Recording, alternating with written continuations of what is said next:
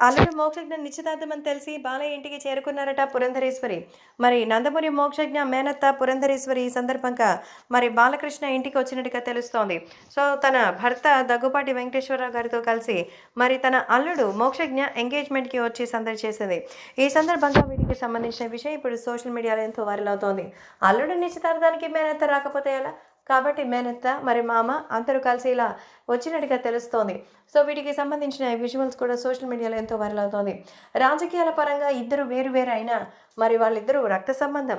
అందుకే బాలకృష్ణకి సంబంధించిన ఏ విషయమైనా పురంధరేశ్వరి క్షణాల్లో వచ్చేస్తుంది.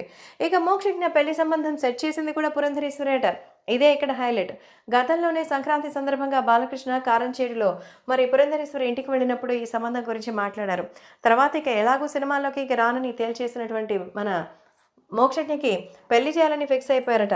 అందుకే ఇప్పుడు మరి చక్కగా పురంధరేశ్వరి తెచ్చిన సంబంధాన్ని ఫైనలైజ్ చేసి మోక్షజ్ఞకి ఎంగేజ్మెంట్ చేస్తున్నట్టుగా తెలుస్తోంది. పెళ్లి చేస్తే అయినా కనీసం బిజినెస్ వ్యవహారాలైనా చూసుకుంటారనేది నమ్మకం మన బాలయ్యకుంది. పార్టీలోకి ఎలాగైనా తీసుకురావాలన్న ప్రయత్నం కూడా ఉంది. కాబట్టి అటువైపుగా కూడా చేయొచ్చు. ఏది ఏమైనా అల్లుడు ఎంగేజ్మెంట్‌కి మరి భర్తతో పాటు వచ్చి సందడి చేశారు పురంధరేశ్వరి.